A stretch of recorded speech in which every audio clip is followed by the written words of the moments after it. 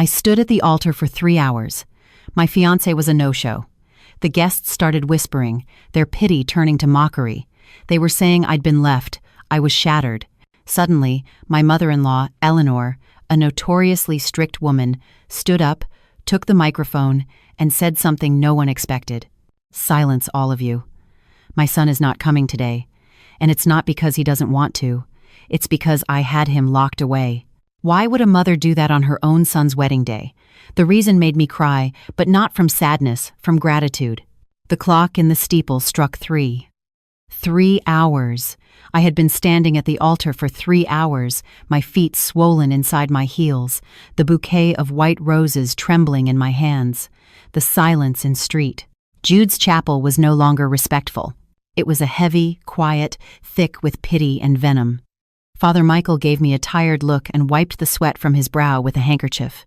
He leaned in and whispered, "My child, I think we've waited long enough. He's not coming." I shook my head, though deep down, I knew he was right. Liam had promised me forever, just last night. He had sworn this wedding would be the beginning of our new life. How could he do this to me?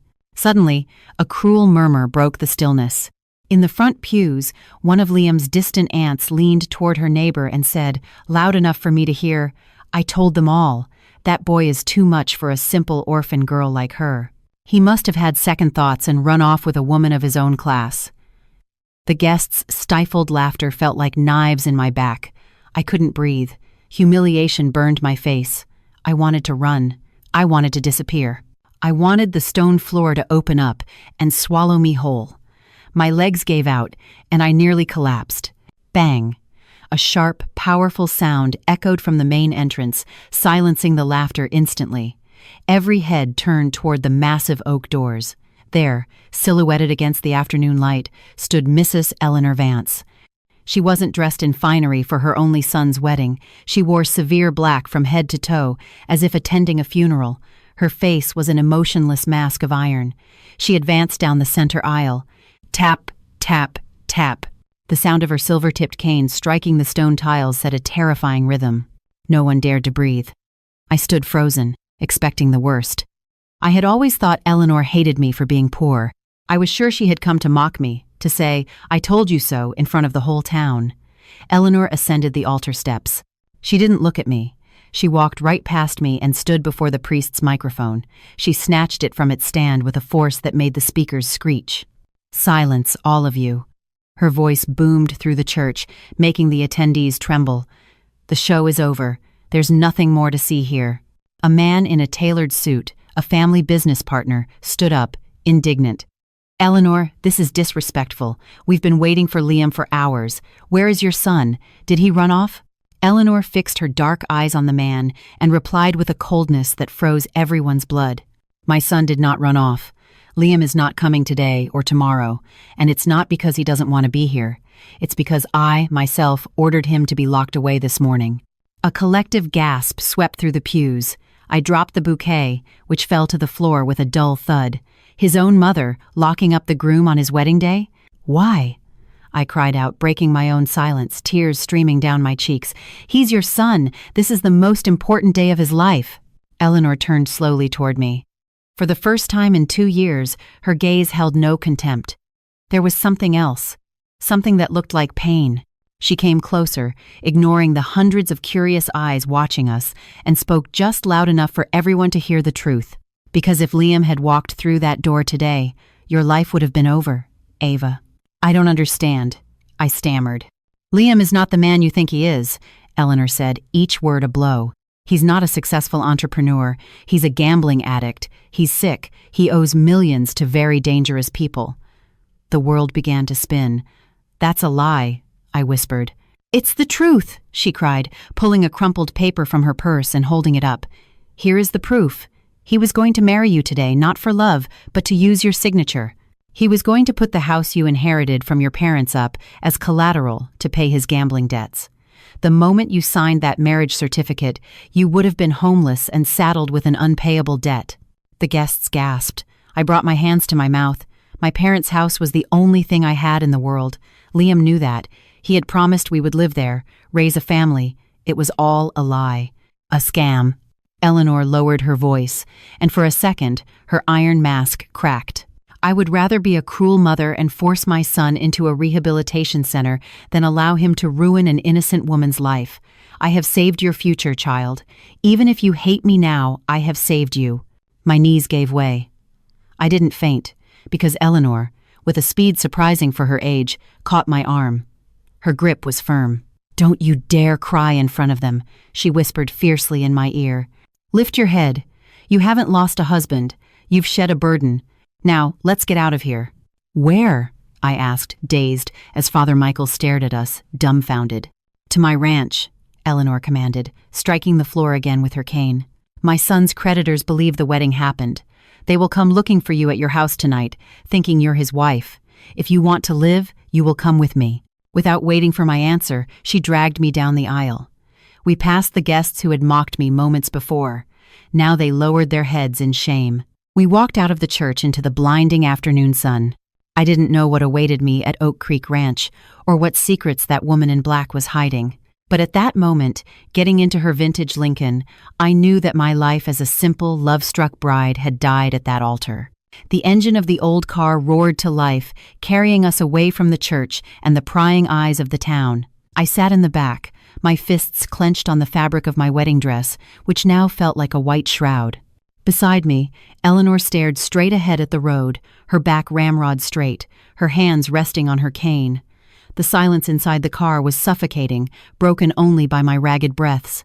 I couldn't take it anymore. "Stop the car!" I yelled, banging on the window. "I'm not going anywhere with you. You're insane. You just had your own son kidnapped." Eleanor didn't flinch. Without turning her head, she said in a quiet but razor-sharp voice, "If you get out now, Ava, you'll be dead before sunrise." Her words chilled me to the bone. I slumped back against the seat, trembling. "What are you talking about?" I asked, my voice barely a whisper. "Who would want to kill me? I'm just an accountant. I don't have any enemies."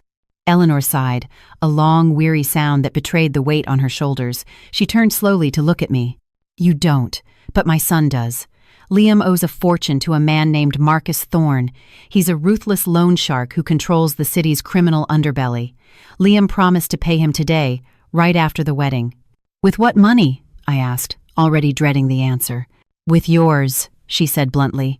"Liam forged documents, made Thorne believe you were a wealthy heiress, and that by marrying you, he'd have full access to the deeds of your family property. Thorne agreed to wait until the wedding night. If he doesn't get his money today, he will come to collect the debt in blood." Nausea rose in my throat. My family property was just a modest old house my parents had left me, and I had just sold it a week ago to pay for this wedding and Liam's supposed investment. "I have nothing," I cried out in rage. "I sold the house. I gave all the money to Liam for his business venture." Eleanor closed her eyes for a moment, as if in physical pain. "Then it's worse than I thought. Liam gambled that money away days ago. There isn't a cent left. If Thorne finds you alone and discovers you don't have the money, he will show no mercy. He'll think you were in on the scam." The car turned sharply, leaving the paved road for a bumpy dirt track. In the distance, I saw the imposing silhouette of Oak Creek Ranch. It looked like a dark, solitary stone fortress, surrounded by giant trees casting long shadows in the late afternoon sun. "And what do I gain by going with you?" I retorted, wiping my tears angrily. "You're the mother of the monster who ruined me." "You gain protection," Eleanor said, her authoritarian tone returning. "My ranch has high walls and armed men. Thorne won't dare set foot on my land so easily. I'm offering you a roof and safety until the police can find that criminal, and we can clear your name." "And Liam?" I asked, the name leaving a bitter taste in my mouth. "Where is he, really?" "Liam is in a detox clinic across the state line. Incommunicado," she replied. "He won't get out until I say so, but make no mistake, child, I'm not doing this for him. I'm doing this to protect the honor of my family name. I will not allow my son to become an indirect murderer." The car stopped in front of a massive, rusted iron gate. A foreman ran to open it, and the car rolled into the cobblestone courtyard. The main house rose before us, majestic but decaying, with ivy climbing its weathered stone walls. The front door opened, and an older woman in a gray apron appeared. It was Martha, the housekeeper, her face a road map of wrinkles, her expression one of deep concern. We got out of the car. A strong wind blew, lifting the veil I still clutched in my hand and dragging it through the dust. It was a perfect image of my fate, my dreams, dragged through the dirt. "Welcome to Oak Creek," Eleanor said, tapping the ground with her cane. "You'll be safe here, but I warn you, there are rules in this house. Follow them and you will survive. If you try to contact Liam or leave without my permission, I cannot answer for your life." I looked back down the road we'd come. It was getting dark. I knew that out there, a man named Thorne might be looking for me. I had no home, no money, and no husband. This bitter old woman and her fortress were my only option. "I accept," I said, my voice firm as I lifted my chin. "But don't think I'm grateful. I'm only staying until I can get back what your son stole from me." Eleanor looked at me, and for an instant I saw a flicker of respect in her dark eyes. "Martha," she called to the housekeeper, "take the young lady to the blue room and lock all the doors tonight. No one in, no one out."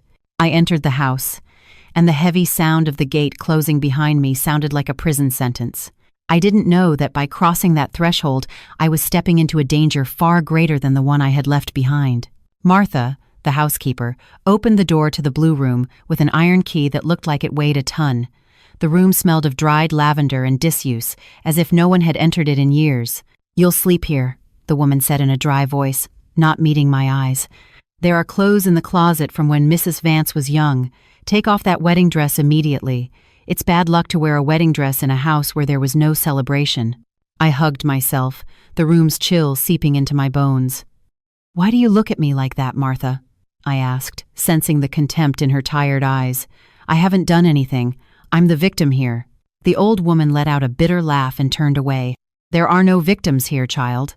Only the guilty and their accomplices. Because of you, young Liam is locked away like an animal, far from his home." Before I could defend myself, Martha left and slammed the door. I heard the unmistakable sound of the key turning in the lock. "Hey!" I shouted, running to the door and pounding on the wood with my fists. "You can't lock me in. Open up." "It's for your own safety," came Martha's muffled voice from the other side. "The madam's orders. No one in, no one out until morning." I slumped against the door, sliding to the floor. The reality hit me hard. I wasn't a guest. I was a prisoner.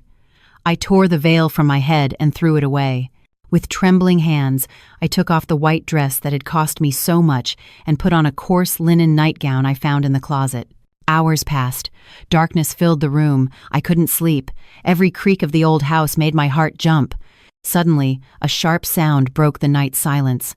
Ring, ring. It was the phone downstairs. It rang insistently, over and over, like an emergency alarm. I waited for someone to answer, but the ringing continued to drill into my ears. I crept to the door and pressed my ear against the wood. I heard hurried footsteps in the hall, followed by the sharp tap of Eleanor's cane on the floorboards. "Hello," I heard my mother-in-law's voice, deep and tense. There was a long silence. Then Eleanor's voice changed. It no longer sounded authoritarian, but alarmed. "Are you sure?" "Yes, I understand." "No, she's here. Lock all the perimeter gates. Have the men release the dogs, now." I heard her slam the phone down violently. Seconds later, quick footsteps came up the stairs, and the key turned in my door. Eleanor entered the room, a candle in her hand. Her face was pale, illuminated by the flickering flame. "Get up, Ava," she ordered. "We have a problem." "What is it?" I asked, jumping to my feet. "It's not Liam, if that's what you're hoping," she said, moving to the window to pull the heavy curtains shut with a sharp tug. "I just got a call from one of my informants in town." She turned to me, her black eyes glowing with a terrifying intensity. "Half an hour ago, 3 armed men kicked down the door of your old apartment." A knot formed in my stomach. My apartment, my little sanctuary. "What? What did they do?" I stammered. "They tore it apart," Eleanor replied coldly, "looking for money, jewelry, anything of value. When they found nothing and didn't find you, they set it on fire." I clapped my hands over my mouth to stifle a scream. "They burned it?" I exclaimed, feeling my legs weaken. Everything I had was in there. The photos of my parents, my memories. Things can be replaced. A life cannot. Eleanor cut me off harshly. "Understand this, Ava. Those men were Thorne's collectors. They went looking for you to collect Liam's debt." If you had gone back to your home after the church, as you wanted, you'd be dead among the ashes right now. Terror paralyzed me. The woman in front of me was not exaggerating. The threat was real, and it had just destroyed my past. "Do they know I'm here?" I asked in a small voice. Eleanor blew out the candle, plunging us into near darkness. "Not yet, but Thorne is no fool. When they see you weren't at your place, they'll start looking at family connections. Sooner or later, they'll look toward this ranch." She came closer and grabbed my shoulders, her fingers digging into my skin. "Listen to me. From this moment on, you and I are at war. Forget the naive bride crying at the altar. If you want to survive Thorne, you have to be smarter and stronger. I have no money. I have no weapons. I have nothing," I sobbed. Eleanor reached into her skirt pocket and pulled out a cold, metallic object. She pressed it into my hand. It was a small, rusted key. "You don't have money, but you have a brain. This key opens my late husband's study in the East Wing. The ranch's account ledgers are in there. If Liam is telling the truth and Thorne is claiming a real debt, there must be a paper trail. I want you to look." "What am I looking for?" "Anything that can help us negotiate with or destroy Thorne," Eleanor said, walking to the door. "Tomorrow, the siege begins. Rest now, because when the sun rises, you will cease to be a guest and become my ally." Eleanor left and locked the door again. But this time, she didn't turn the key. I was left alone in the dark, clutching the small, rusted key. My home was ashes. My fiancé was a con man. My mother-in-law was an iron-willed general. But as fear coursed through my veins, a new feeling was born in my chest. Rage. They had burned my past. I would not let them burn my future. The next morning, Oak Creek Ranch awoke shrouded in a thick fog and a deathly silence. There were no good mornings or hot breakfasts. In the kitchen, Martha tossed me a dirty rag and a bucket of soapy water. "There's no free lunch in this house, girl," the housekeeper said in her usual sour tone. "If you want to eat, you have to work. The madam ordered you to clean the study in the East Wing, said you have the key." I clutched the small, rusted key Eleanor had given me and nodded without protest. I knew Martha was watching me like a hawk, waiting for me to make a mistake so she could throw me out. I walked down the long hallway to the study's solid oak door. My footsteps echoed on the old wood. When I inserted the key into the lock, the mechanism groaned like a lament. I turned the metal and pushed. The study smelled of stale tobacco and old paper. Bookshelves reached the ceiling, crammed with binders and ledgers. Eleanor had asked me to find traces of the debts, so I began pulling down the heavy, leather-bound volumes. 2 hours passed. My hands were black with dust. The books showed figures for pecan harvests and cattle sales, but nothing suspicious at first glance. However, when I tried to pull out a particularly thick ledger from the bottom shelf, something got stuck. I reached into the dark space behind the books. My fingers touched something cold and smooth. I pulled hard. It wasn't an account book. It was a personal journal, bound in black leather with worn corners. There was no name on the cover. But when I opened it, I recognized the handwriting immediately. It was a nervous, cramped, angular script. It was Liam's handwriting. My heart lurched. I sat on the floor, hidden behind the desk, and began to read. The first few pages were trivial complaints about the boredom of country life, but as I read on, the tone grew dark and venomous. August 12th. She did it again. Cut off my allowance. Says it's for my own good, but I know she enjoys watching me beg. She's a tyrant. I flipped through several pages, looking for something more recent. I stopped on an entry dated 5 years ago. The ink was smeared, as if the writer had been crying or shaking with rage. "Today is the anniversary. Everyone in town thinks Dad died of a heart attack in his sleep. But I know the truth. I was there that night. I heard the argument. She didn't call the doctor in time. She let him die. Eleanor let him die so she could have total control of the ranch. She's a murderer. And one day, I'll make her pay for every second she stole from Dad and me." I slammed the journal shut, feeling like I couldn't breathe. Eleanor, a murderer, let her own husband die? I glanced at the closed door, terrified the matriarch would walk in at any moment. Suddenly, my image of my savior changed. Had she brought me here to protect me from Thorne, or because she needed something from me to cover her own crimes? Was I an ally, or just another pawn in her twisted game? I hid the journal under my blouse, determined to read more later. I had to know the truth. Just then, a dull noise made me jump. Thump, thump, thump. It was coming from the ceiling above me. Footsteps, heavy, slow footsteps, like someone dragging their feet. I froze. Martha had told me explicitly at breakfast that the second floor had been closed off for years, that the beams were rotten, and no one ever went up there. Eleanor was in town meeting with her lawyer, and Martha was in the backyard doing laundry. So who was walking above my head? The footsteps stopped directly over me. Then I heard an unmistakable sound, the scraping of a chair or a heavy piece of furniture. Curiosity and fear warred within me. I slipped out of the study, closing the door quietly. I looked up at the grand staircase leading to the second floor. It was shrouded in shadow, covered in dust. A red velvet rope blocked the way with a sign that read, "No entry." I took the first step. The wood creaked. I waited. Silence. I took another and another. My own breathing was the only sound I could hear. When I reached the second floor landing, I saw a long hallway with several closed doors. Everything looked abandoned, covered in white sheets like ghosts. But at the end of the hall, under the last door, I saw something that chilled my blood. A thin line of faint, yellow light, like from a candle. And then a shadow moved, cutting across the sliver of light. Someone was living up there. Someone hiding in the dark.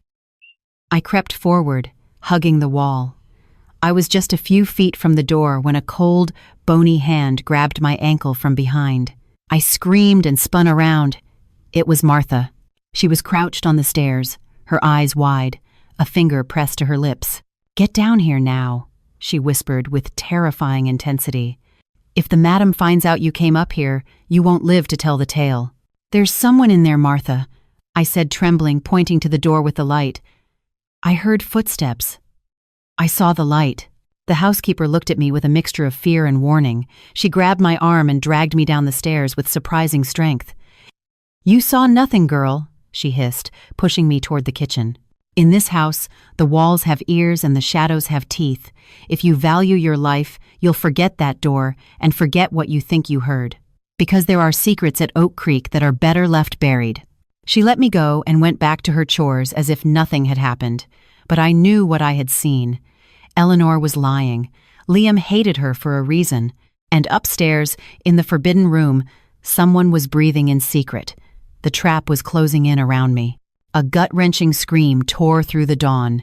It wasn't a scream of fear, but of profound pain. I recognized the voice immediately. It was Martha. I jumped out of bed, momentarily forgetting the fear of the forbidden room upstairs, and ran down the stairs. The front door was wide open, the cold morning air flooding the foyer. In the cobblestone courtyard, Martha was on her knees, sobbing into her hands. Lying motionless beside her were the 2 German shepherds that guarded the ranch. There was no blood, but their bodies were rigid, with white foam at their mouths. "They've killed them," Martha wailed. "Poor animals, they never hurt anyone." I approached, a lump forming in my throat. They had been poisoned. As I looked up, I saw something that froze my blood. Stuck in the solid wood of the front door, right at eye level, was a black-handled switchblade. The blade pierced a dirty piece of paper. "Don't touch that," a voice commanded from behind me. Mrs. Vance appeared in the doorway. She was dressed impeccably as always, but her face was paler than usual. She walked to the door with a steady gait, ignoring Martha's cries, and yanked the knife out with a sharp tug. She unfolded the paper. I moved close enough to read the letters scrawled in red ink. "The wedding was canceled, but the debt is still alive. You have 1 week to pay the principal plus interest. If you don't, the next ones won't be the dogs. It will be the new lady of the house. Sincerely, Thorne." Thorne knew I was here. The threat was direct. Eleanor crumpled the paper in her fist with rage. "Jed!" she shouted, her voice echoing across the courtyard. The ranch foreman came running from the stables, his hat in his hand. "Yes, ma'am?" "I want all the men armed," Eleanor ordered, her voice the cold, calculating tone of a general in battle. "Get the shotguns from the gun safe. Double the shifts, watch the perimeter day and night. If you see an unfamiliar car approach the gate, fire a warning shot. If it doesn't stop, shoot out the tires." "But ma'am," the man stammered, that's war." "They started this war when they killed my dogs," she cut him off. Now go, move." The men scrambled to follow her orders. The courtyard transformed into a military camp in seconds. Eleanor turned to me. "Get inside, Ava, and stay away from the windows." That night, dinner was a funeral. Martha served the soup with red, swollen eyes. The silence in the dining room was so thick you could cut it with a knife. Outside, the wind howled, and every so often we'd hear the distant barking of neighboring farm dogs, a grim reminder of our own loss. Eleanor ate slowly, her eyes fixed on her plate. I couldn't manage a single bite. The image of the knife in the door and the diary I'd read the day before spun in my head. "You knew this would happen," I said suddenly, breaking the silence. Eleanor set her spoon down gently. "I knew Thorne would come to collect. He's a businessman, in his own filthy way." "In Liam's diary," I began, and I saw Eleanor's eyes lock onto me like daggers. "He wrote that you're dangerous, that you let your husband die to take everything for yourself." Martha gasped from the kitchen, but Eleanor remained calm. She wiped her mouth with her napkin and stared at me. "So, you've been reading things that don't concern you," she said in a quiet voice, far too quiet. "I need to know who is protecting me," I retorted, holding her gaze, though my hands trembled under the table. "Is it true? Did you let Liam's father die?" Eleanor stood and walked to the fireplace. The firelight illuminated her severe profile. "My husband, Liam's father, was a charming man. He had an easy smile and a weak heart," she began, staring into the flames. "But he had the same poison in his blood as my son. The gambling." She turned to me, and I saw an infinite sadness in her stone-like face. "He lost land, he lost cattle, he lost the money for Liam's education. One night he had a heart attack after losing a colossal bet. I was there, yes, but I didn't let him die out of cruelty, Ava." She took a step toward me, leaning heavily on her cane. I tried to give him his medication, but he knocked it out of my hand. He was drunk and furious over his loss. He died screaming curses at his own luck. Liam was just a boy, listening from behind the door. He only heard the shouting. He didn't see how I tried to save his father until the very end. He has hated me ever since. And ever since, I have sworn I would not let that vice destroy what little we had left. "That's why you're so hard on Liam," I whispered, beginning to understand. "I am not hard for pleasure. I am hard because I have spent my life cleaning up the messes of the men in this family," Eleanor said bitterly. "And now I am cleaning up the mess he made of you." At that moment, a loud boom shook the house. Bang! It came from outside. It wasn't thunder. It was a shotgun blast. Eleanor and I looked at each other. The fear vanished from her face, replaced by a fierce determination. "Stay here," she ordered, walking to a corner cabinet to retrieve an old revolver. "Thorne has come for dinner." "I'm not staying hidden while we're under attack," I said, rising from my chair. A strange courage was born in my chest. "If they're coming for me, I'm going to face them." Eleanor looked at me and gave a slight nod, loading the gun. "Then don't leave my side. Tonight we either defend Oak Creek or we lose everything." The echo of the gunshot faded, leaving a ringing in my ears. Eleanor kicked open the front door, revolver held high. I followed, trembling but not stopping, grabbing a heavy iron fire poker as my only defense. In the courtyard, Jed, the foreman, was reloading his shotgun with nervous hands.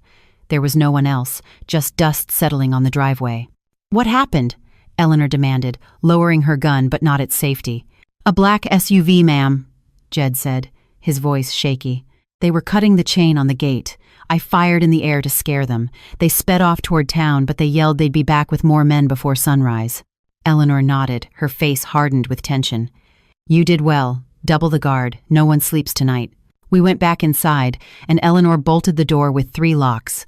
She leaned against the wood, breathing heavily. For the first time, I saw her hands were shaking. The Iron Lady was starting to rust under the pressure. "We won't survive a siege, Ava," she admitted, looking me in the eyes. "My men are ranchers, not soldiers. Thorne's men are professional criminals. If they get in, they'll kill us all and loot the house." "Then let's not let them get in," I said, feeling my accountant's brain start working faster than my fear. "If Thorne wants money, let's give him money. You have land, you have cattle. The ranch is worth a fortune." Eleanor let out a dry, bitter laugh. She walked to the study and poured herself a glass of bourbon with trembling hands. "That's the tragedy, child. I am rich in land, but poor in cash." All our liquid assets have been drained over the last few years, paying off Liam's silent debts. I don't even have $5,000 in the safe to pay the ranch hands next week. If I sell the land now, under duress, Thorne or his associates will buy it for pennies on the dollar. That's what they want to corner us. To take my family's legacy for nothing.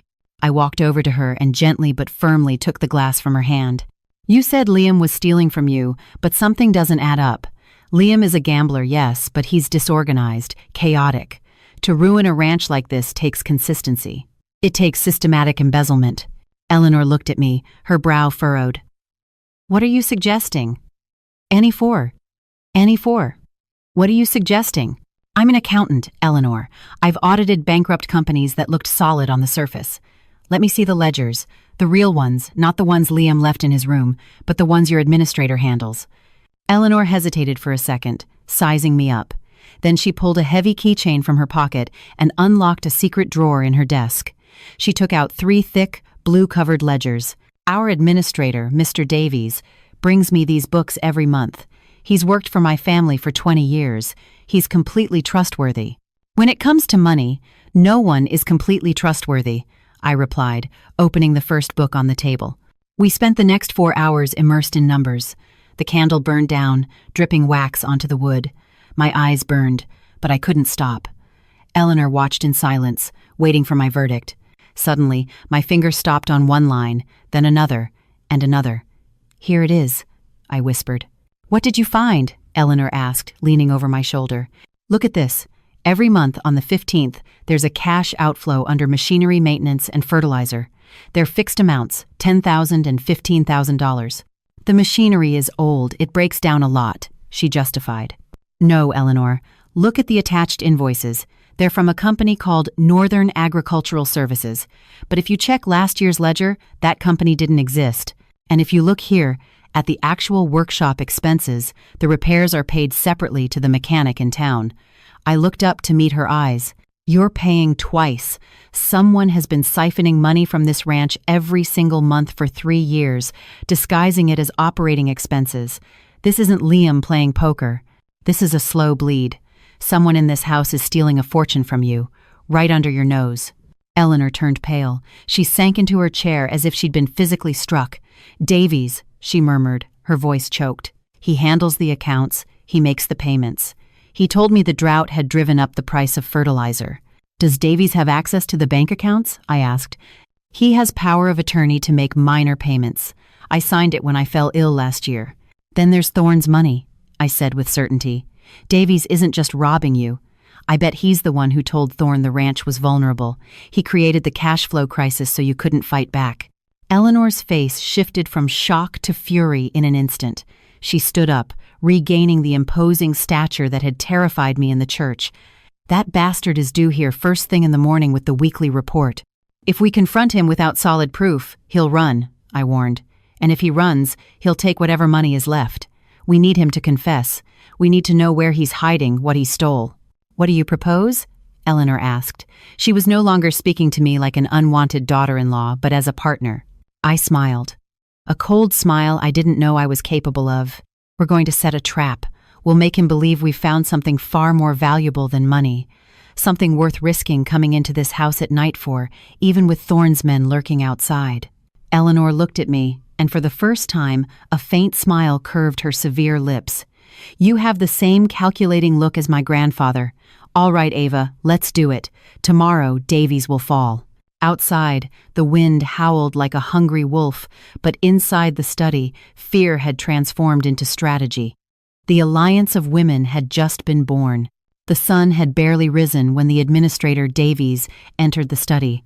He was agitated, sweat plastering his shirt to his back, his eyes darting from side to side like a cornered animal.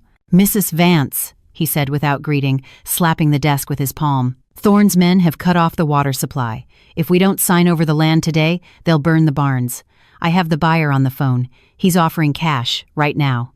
Eleanor, seated in her leather armchair with a calm I knew was feigned, slowly shook her head. We are not selling, Mr. Davies. Put those papers away. Davies's mouth fell open in disbelief. Are you insane? They're going to kill us. We don't have the cash to pay your son's debt. We no longer have a cash problem.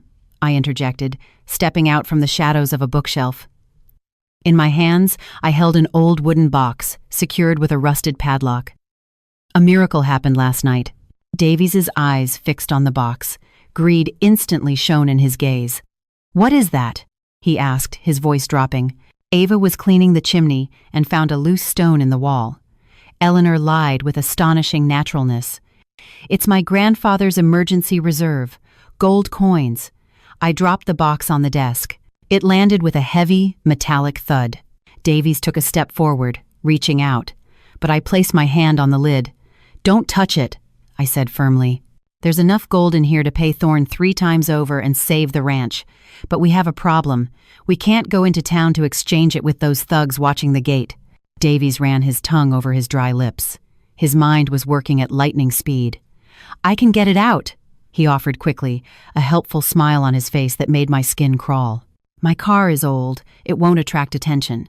I'll take the gold to the bank, exchange it, and bring back the cash to pay Thorne this afternoon." Eleanor and I exchanged a quick glance. The fish had taken the bait. "It's too risky, Davies," Eleanor said. "We'll keep it in the office safe until tomorrow. When the guard changes, we'll try then. It's madness to leave that here," he insisted, desperate. "If Thorne gets in, he'll steal everything." "Let me do it, ma'am. I'll protect it with my life." I said no, Eleanor decreed. "You may leave. Come back tomorrow." Davies left the study reluctantly, casting one last, longing look at the wooden box. "Do you think he'll be back?" I asked as soon as the door closed. "A thief never passes up an opportunity," Eleanor replied, reloading her revolver. "Tonight, we sleep in shifts." Night fell over the ranch like a heavy shroud. We turned off all the lights to pretend we were asleep. Jed, the foreman, hid behind the curtains in the study. Eleanor and I waited in the hallway in absolute silence. 2 hours passed. 3. Just as my eyelids were growing heavy, we heard a noise. Click. Someone was picking the lock on the back service door. Stealthy footsteps crossed the kitchen and moved toward the study. We waited. We heard the creak of the study door opening. Then, the sound of someone breaking the padlock on the wooden box. And then the silence was shattered by a cry of pure fury. "Rocks! They're damned rocks!" Eleanor flipped on the hall light and we burst in. Davies stood at the desk with the open box. Inside was no gold, only river stones and old pieces of iron. Seeing us, he tried to run for the window, but Jed stepped out from behind the curtains and aimed his shotgun squarely at his chest. "Stay right there, you traitor," the foreman growled. Davies raised his hands, trembling. His mask of the faithful employee had completely crumbled. "This is a trap," he stammered. "You witches. The only trap here is the one you set for us," I said, throwing the real ledgers onto the desk. "We know everything, Davies. The phantom fertilizer, the fake repairs. You've been robbing this family for 3 years. Eleanor advanced on him, her cane tapping the floor. She seemed to tower over him. "How much did Thorne pay you to leave us defenseless?" she demanded, her voice like thunder. "Speak, Davies." Cornered, he let out a nervous, evil laugh. "Thorne didn't have to pay me anything. I went to him. I told him your son was an idiot and this ranch was ripe for the picking. You're just 2 women, alone. This land needs a man to run it." "Where is the money you stole?" I demanded. "The real money." "Spent," Davies spat. "And what's left is far from here. You'll never get it back. And when Thorne gets in, he'll kill you both, and I'll get my commission."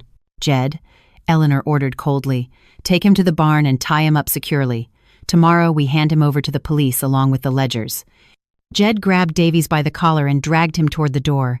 Davies kicked and screamed, "You're fools! Thorne isn't alone. He has someone else on the inside, someone of your own blood." Eleanor froze. "What did you say?" she asked, but Jed had already hauled the man out into the courtyard. We were left alone in the study. The victory tasted bitter. We had caught the thief, but his final words hung in the air like a toxic cloud. "Someone of my own blood," Eleanor repeated in a whisper, and for the first time, I saw terror in her eyes. "Ava, if Davies is telling the truth, Liam didn't escape the rehab center. Someone had to have helped him." At that moment, the phone rang, a long, agonizing ring in the dead of night. Eleanor answered. She listened for a few seconds, and the receiver slipped from her hand, dangling from its cord. "What is it?" I asked, shaking her. "That was the state police," Eleanor said, her voice dead. The patrol car transferring Liam to another facility was ambushed an hour ago. The officers are wounded. Liam is gone. And Thorn? Thorn took the officers' weapons. They're coming here, I understood instantly. Both of them. Eleanor nodded, grabbing her revolver with renewed force. This isn't about a debt anymore, Ava. It's an execution. Get ready. Tonight, it all ends. The storm broke over Oak Creek Ranch with a violence that rattled the windows. A nearby lightning strike lit up the living room for a split second, and then the entire house was plunged into absolute darkness. The power was out. "Martha!" Eleanor shouted from the hallway. "Bring the candles, quickly!" I was in the kitchen searching for matches when I heard a sound that wasn't thunder. It was the sharp crack of breaking glass. It came from the back window, the one overlooking the old orchard. I stood motionless, holding my breath. I grabbed a kitchen knife from the counter, my grip tight. "Who's there?" I asked, my voice trembling in the gloom. No answer, but I heard heavy, ragged breathing like a wounded animal. Another flash of lightning illuminated the room, and I saw a silhouette framed in the broken window. A man was climbing inside, soaked by the rain and covered in mud. He stood up slowly and wiped the water from his face. When he looked at me, I felt the floor drop out from under me. "Hello, my love," he said in a hoarse, mocking voice. "Aren't you going to say hello to your husband?" It was Liam, but not the Liam I knew. His suit was in tatters. He had a deep cut on his cheek, and his eyes were bloodshot, wide with a manic energy. "Liam," I whispered, backing away until I hit the table. "You're supposed to be in jail." He let out a dry laugh that sounded more like a bark. "Jails aren't built for people with my connections, Ava. Thorn helped me out of that police transport. It was quite a show. But now I owe him even more, and you're going to help me pay it." He took a step toward me. I raised the knife. "Don't come any closer," I shouted. "I know the truth. I know you only wanted to marry me to steal my parents' inheritance." Liam stopped and smiled, baring his teeth. "Well, look at that. The little mouse has a roar. Yes, Ava, I needed your signature, I needed your house, but we don't have time for legal paperwork anymore. Thorn is outside waiting for his money, and if I don't walk out with a bag full of cash or jewels in 10 minutes, he's coming in to burn this place down with all of us inside."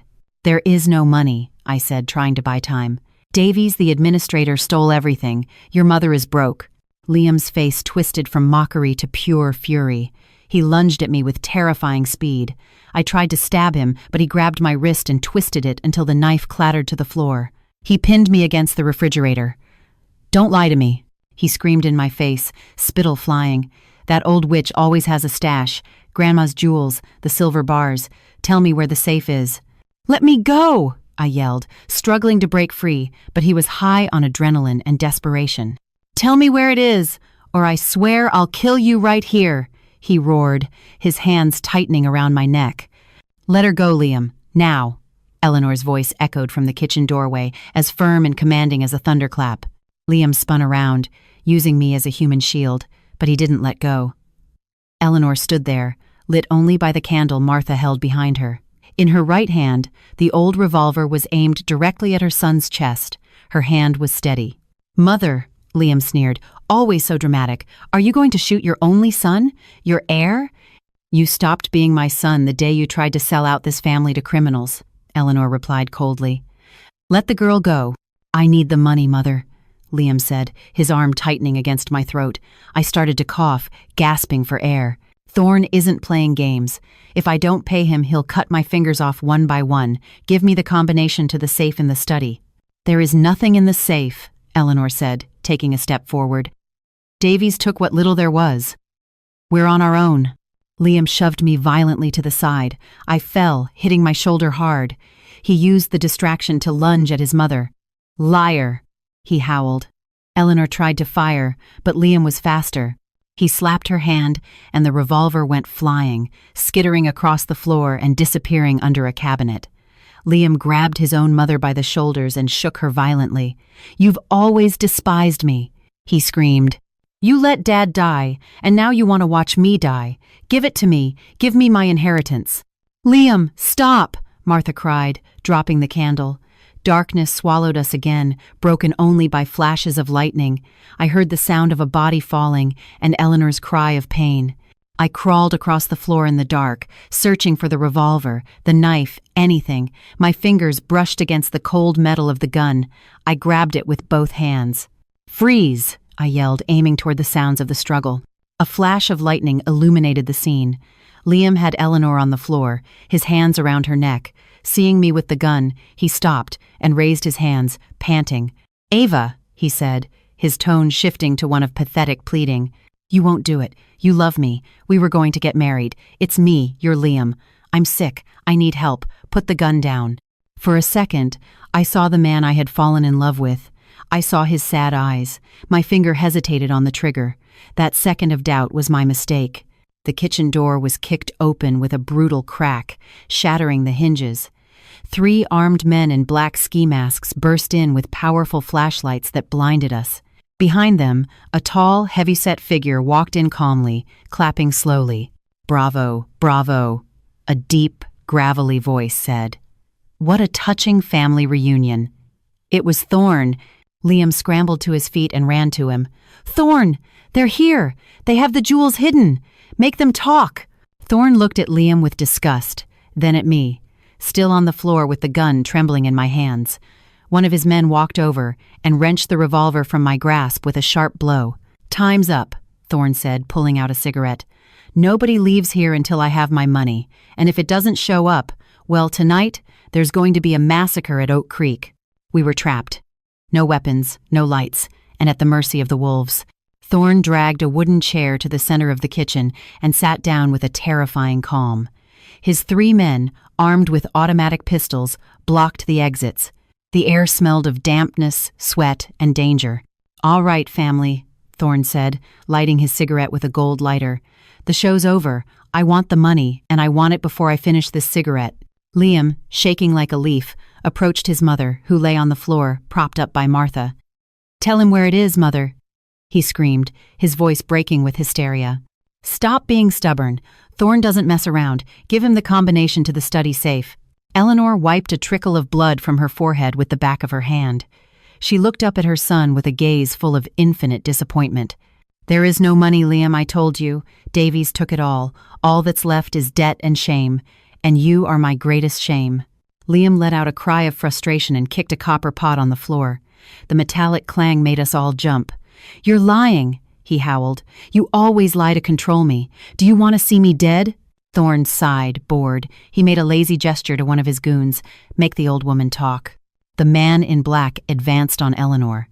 Martha tried to step between them, shouting and waving her arms, but the goon shoved her against the wall with ease. Martha crumpled, clutching her hip and groaning in pain. "Don't touch her," I yelled, trying to get up, but another of the men aimed his pistol directly at my head. "Stay put, dollface," Thorn warned. "Your turn will come."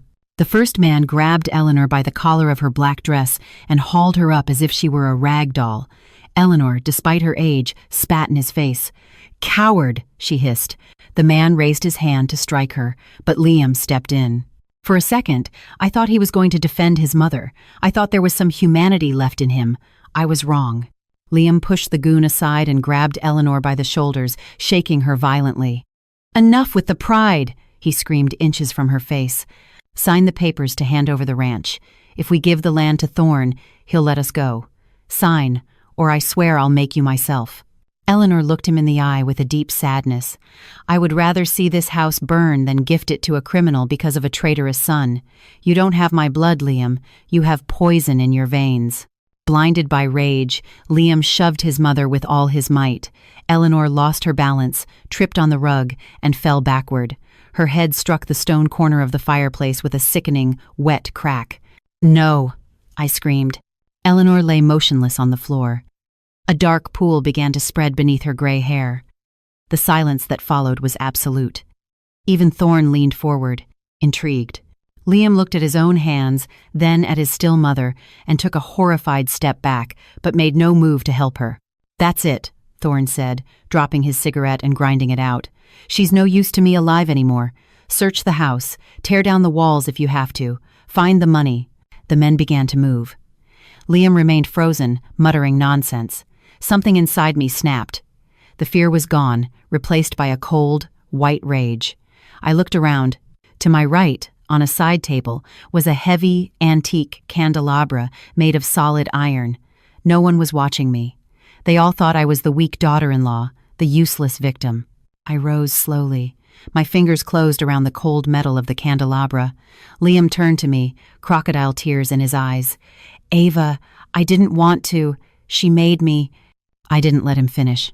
With a scream that came from the depths of my soul, I raised the candelabra and brought it down with all my strength on Liam's head. Crack! The sound echoed like a gunshot. Liam collapsed like a sack of potatoes, unconscious before he hit the floor. Thorn jumped up from his chair, surprised, and pulled a pistol from his belt. "Well, well, the kitten has claws," he sneered. But I didn't stop. I knew I couldn't win a gunfight. I knew I only had one chance. "To the cellar!" I yelled at Martha. "Now!" I hurled the candelabra at the oil lamp hanging from the ceiling. The glass shattered, and burning oil rained down on the wooden table and one of the goons, who began screaming and batting at the flames. Chaos erupted. Smoke, screams, and random gunshots. Taking advantage of the confusion, I grabbed Eleanor's arms. Martha, finding a reserve of strength, helped me. We dragged the matriarch across the floor toward the pantry door, where I knew the hidden entrance to the old root cellar was. "Stop them!" Thorn roared through the smoke. A bullet splintered the doorframe just as we pushed Eleanor into the darkness of the stone steps. "Get in, Martha!" I ordered. The housekeeper dove inside. I looked back one last time. Liam was still on the floor, bleeding, as the fire began to lick at the curtains.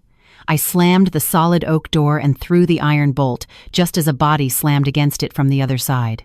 "Open up!" the men shouted, pounding on the wood. We were trapped in the dark with a wounded old woman, no apparent way out, and the house burning down above our heads. But for the first time, I was in control. The pounding on the pantry door thundered above us. The wood groaned under the force of the blows from Thorn's men. I knew the iron bolt wouldn't hold for long. "Help me, Martha," I hissed, grabbing Eleanor under the arms. "We have to get her down before they break through." The housekeeper, trembling but obedient, took the matriarch's feet. Together, we carried Eleanor's dead weight down the stairs into the absolute blackness of the cellar. My feet slipped on the damp stone steps. The air smelled of mold, soured wine, and fear. Reaching the dirt floor, we laid Eleanor down gently.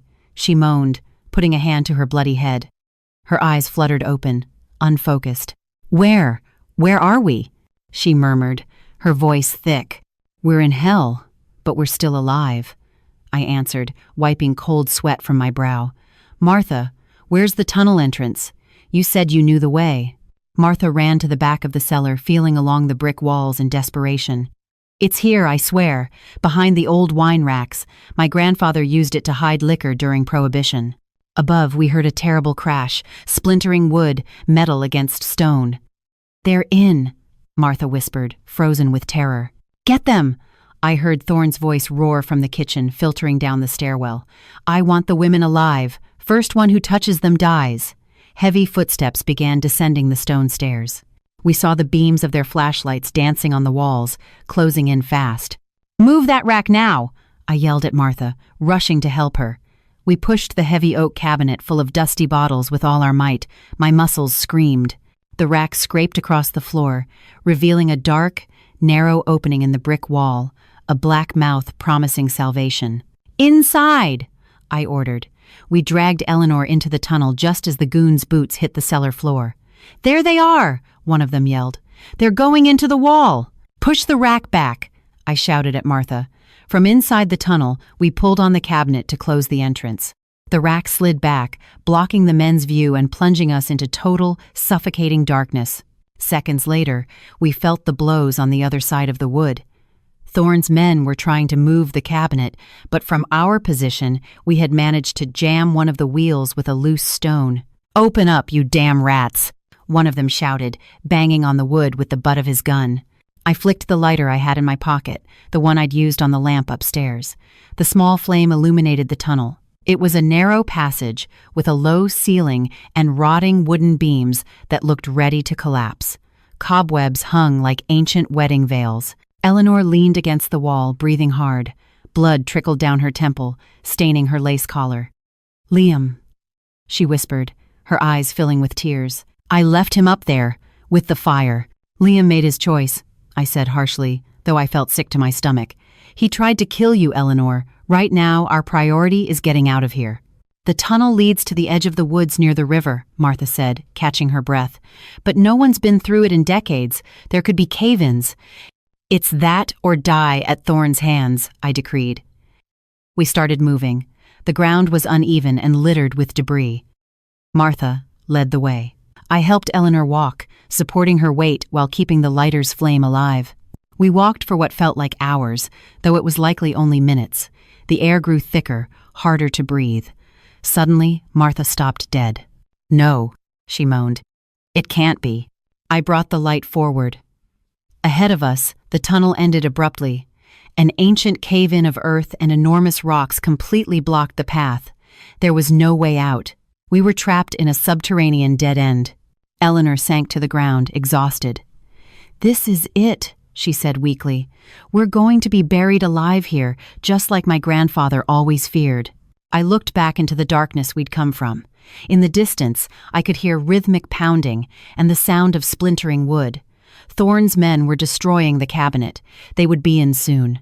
We were cornered, a wall of rock in front of us, murderers behind us.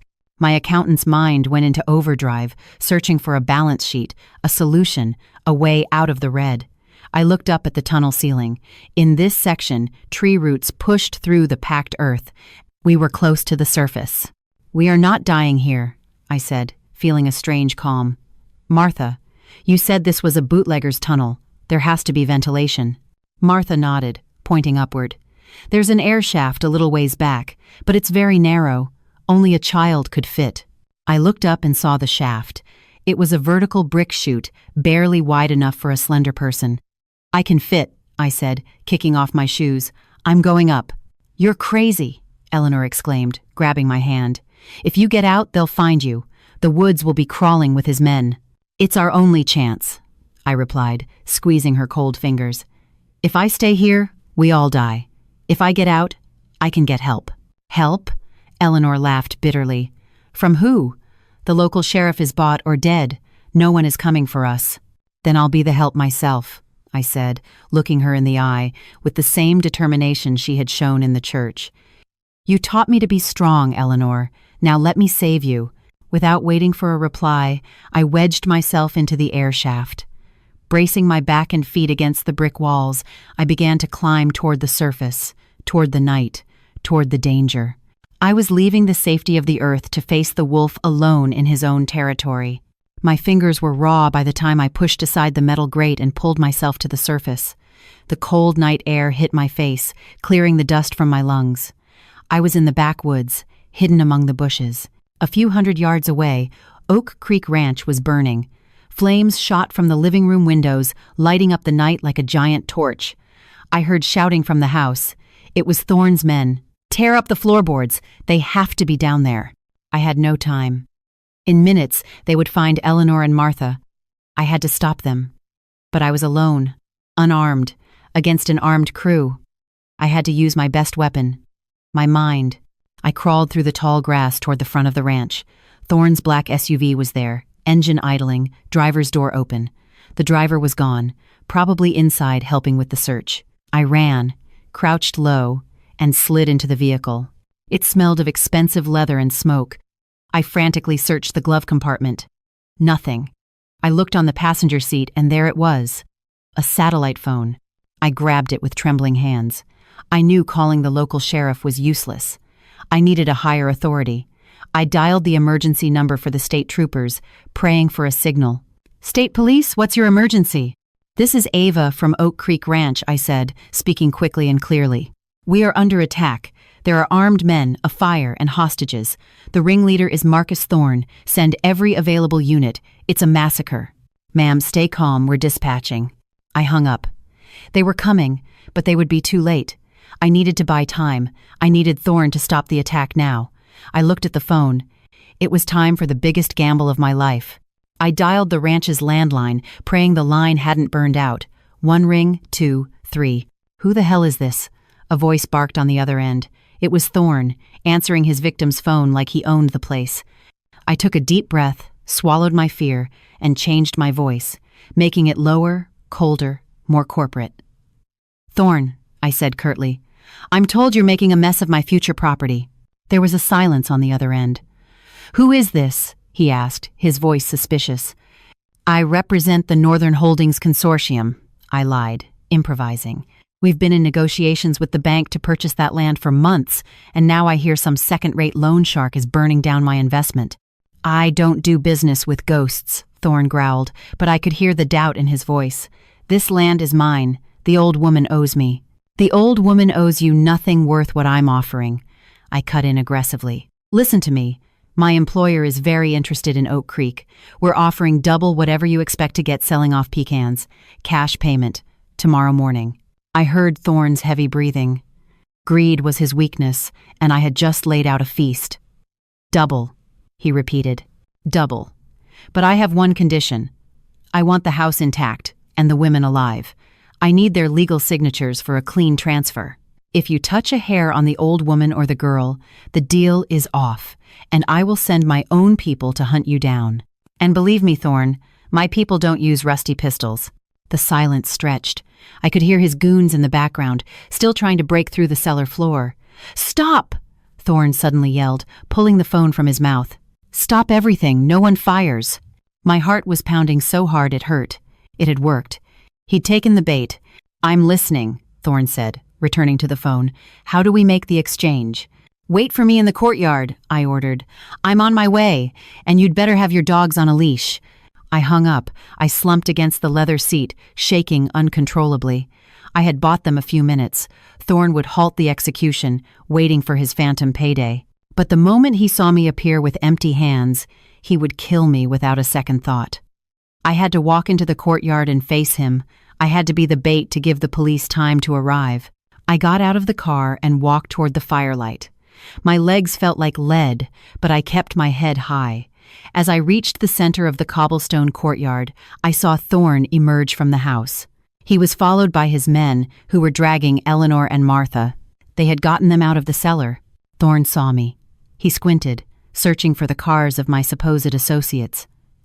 When he saw I was alone, his face contorted into a mask of pure hatred. "You," he whispered, understanding the deception. "You were the one on the phone." "Let my family go, Thorn," I said, my voice steady, planting myself in front of him. "It's over." Thorn let out a hysterical laugh and pulled his pistol. "It's over, you stupid girl. You have nothing. There is no consortium. There is no money. There's just you and your big mouth. I'm going to enjoy killing you slowly." He raised the gun, aiming at my chest. I closed my eyes, waiting for the impact. But what came wasn't a bullet. It was the sound of sirens. In the distance, on the highway, red and blue lights flashed in the darkness, getting closer at incredible speed. The sound grew into a deafening wail. "It's the state troopers," one of the goons yelled. "Let's go, boss." Thorn, pale with rage, gave me one last look. "This isn't over," he roared. He tried to run for his SUV, but I launched myself at him. I wasn't thinking. I was just acting. I wrapped my arms around his leg, tackling him to the ground. "Let me go, you bitch," he screamed, hitting me on the head with the butt of his gun. I felt a sharp pain and hot blood on my face, but I didn't let go. I gritted my teeth and dug my nails into his ankle. "You're not going anywhere," I screamed. "You're going to pay." Thorn aimed the gun at my head, ready to fire. Bang! A shot rang out, but it wasn't Thorn's. His pistol flew from his hand. He screamed, clutching his shattered wrist. I looked toward the entrance. A state trooper stood there, his gun smoking, surrounded by patrol cars blocking the exit. "Hands in the air!" a voice boomed over a loudspeaker. "You are surrounded!" I collapsed onto the cobblestones, exhausted, as officers swarmed the yard, cuffing Thorn and his men. Amid the chaos and flashing lights, I saw Eleanor. She was hurt, filthy, and leaning on Martha, but she was looking at me. And in the middle of all that hell, she smiled. We had survived. The dawn broke in shades of red and gold, illuminating the damp ashes and the debris of the battle in the ranch's courtyard. Silence had returned to Oak Creek, but it was a different kind of silence, no longer of loneliness, but of hard-won peace. The police took Thorn and his men away. But the most painful moment came when 2 officers led Liam out of the house. His hands were cuffed behind his back. His head bowed. As he passed us, He stopped, looked up, and sought his mother's eyes. "Mother," he pleaded, his voice broken, the voice of a little boy she must have remembered from better times. "Don't let them take me. I'm your blood. I'm all you have left." Eleanor, sitting in a patio chair while a paramedic bandaged her head, stood with difficulty. She leaned on her cane and walked until she stood before her son. There was no hatred in her eyes, only an infinite sadness and an unbreakable resolve. "You are my blood, Liam," she said softly, stroking her son's dirty cheek.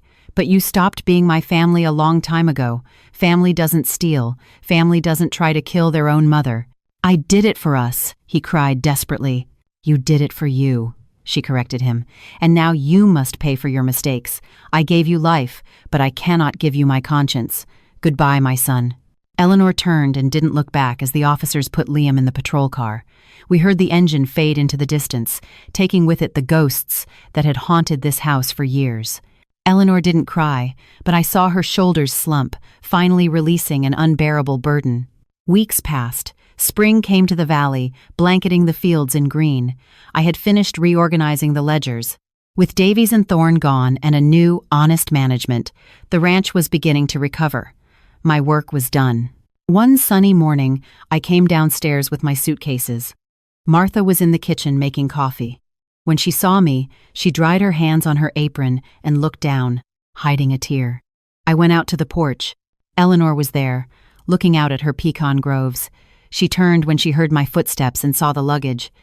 "And where do you think you're going, Ava?" she asked, tapping the porch floor softly with her cane. "I'm leaving, Eleanor," I replied, forcing a smile. "The danger is gone. The books are balanced. You're out of debt. You're safe. My purpose here is finished. I don't belong in this house." "You're right," she said, walking toward me. "You arrived here a stranger, the naive fiancé of a man who didn't deserve you." I felt a pang in my heart. I tightened my grip on my suitcase, ready to leave. "But you're wrong about one thing," Eleanor continued, placing her hand over mine to stop me. "You are not leaving." "Why?" I asked, confused. Eleanor pulled an envelope from her pocket and handed it to me. I opened it. They were legal documents, not invoices or debts. It was a deed of co-ownership. "This ranch needs a manager with a head for numbers and the courage to face down wolves," Eleanor said, and for the first time, I saw her eyes shine with genuine affection. "You saved my life. You saved my legacy. Blood made us mother and daughter-in-law by mistake, but the fire made us mother and daughter by choice." I was speechless. Tears rolled down my cheeks. "Stay, Ava," she insisted softly. "Not as an employee, not as a guest. Stay as the Lady of Oak Creek. This is your home." I let go of the suitcase. There was nothing out there for me. My real home was here, beside this iron-willed woman who had taught me how to fight. I hugged her tightly. Eleanor, the woman who never hugged anyone, hugged me back, resting her head on my shoulder. "Thank you, my daughter," she whispered. We looked out at the horizon together, where the sun shone on the strong, ancient oaks. We knew other winters would come, other storms, but we were no longer afraid, because we knew now that as long as we stood together, no force on earth could ever bring us down. The story of Ava and Eleanor has reached its end, but its message endures. We often think family is only the one we are born into, but life teaches us that true family is forged in loyalty, respect, and mutual support in the darkest of times. We saw how a fragile young woman became a warrior and how a severe mother revealed a heart full of sacrifice. This story reminds us that it is never too late to start anew, that dignity is worth more than any inheritance, and that sometimes the hand that saves us is not the one we expected, but the one we needed most. May love and unity always be the greatest strength in your own homes. We want to be completely honest with you, our dear audience. To bring you this emotional story, we have combined human creativity with the assistance of artificial intelligence technology. Although the names, characters, and places you have seen are fictional and born of imagination, the heart of the story and the immeasurable effort of editing and narration are the result of dedicated and passionate human work, designed solely to provide you with the best possible experience. We hope you have enjoyed it.